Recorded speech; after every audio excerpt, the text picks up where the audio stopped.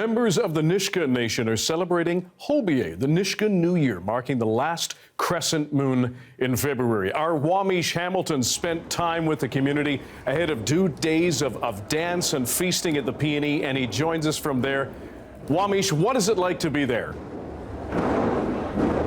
Absolutely electric, Dan. It's fantastic here. Every seat in the house, on the floor and in the bleachers, is full of Indigenous people from around BC, but mostly Metro Vancouver, here to celebrate Hobiyee. You know, for Indigenous people, Hobiyee is not just about singing and dancing. That singing and dancing is part of maintaining their identity.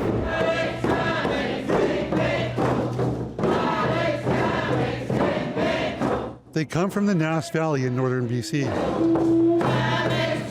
But these Nisga'a dancers aren't visiting. They live here in Vancouver. We get a little taste of home coming together like this. The Nisga'a Samek's traditional dancers are running a full dress rehearsal ahead of Friday night, the moment hundreds will watch, gather and feast for Hobiyee, the Nisga'a New Year. Hundreds of Indigenous people converge on the P&E Forum for a celebration of identity and connection. It keeps our family together. It teaches my children and my now new grandbaby our culture. We get to participate in our culture and just keep our culture alive, even though we're not living on our home community. Hobiyee celebrates the last crescent moon in February. The Nisga'a believe if the shape of the moon is open, the year's fish harvest will be good. If it's closed, the smokehouses will be empty. Tanya Percival didn't grow up dancing for a big crowd at Hobiyee. But, she says, watching the next generations embrace their culture means it won't disappear. I feel pride, I do. I look at my kids and I think, because we didn't grow up with it, my sister and I, that I'm glad we made the decision to, actually I think my kids more or less made the decision to pull me up to dance when they were smaller. So I feel a lot of pride when I see them. Jerry Adams was in his late 60s when he says Hobiyee helped him embrace his people's rich culture. I felt I had no heart, no feel being a Nisga'a, and I felt I had no place in the world of who I was, and I think it was important to become a Nisga'a, to find out my identity, and that was lost for over 60 years. I wasn't able to speak my language. I was afraid to be with my people. His daughters brought him to his first dance practice only a few years ago. He says something overcame him that he hadn't felt in years.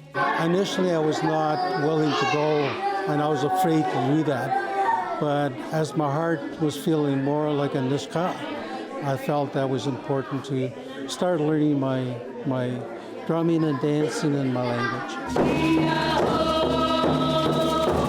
Among others, he's learning from Denise Doolin. Our core group is 30, but at Hobiyee we'll probably get about 100 dancers.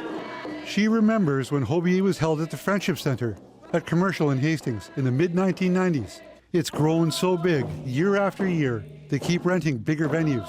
We started this group again so that people can get to know not only how to dance and the culture, but how to learn how to speak their language. Jerry says that connection has made all the difference for him. He marvels at young Nisga'a displaying their regalia with ease and pride. He says there's no shame, no need to hide, as he once did. You see the little ones, they're not afraid to show their love. You see them drumming and dancing. To me, that's teaching the kids. They grow up with that, and that's what Nisga'a is all about, is that they can grow up and not be ashamed of themselves. And that's what I lost, and these kids are getting it right away. Hobiyee is free to attend. The Nisga'a open the doors for everyone to take part in celebrating the New Year. Hobiyee continues tomorrow, Saturday, at the P&E Forum. Admission is free. If you can't make it but want to see it, log on to CFNR Radio online. They're streaming it all day. The CBC's Wawmeesh Hamilton at Hobiyee. Thank you, Wawmeesh. Great celebration.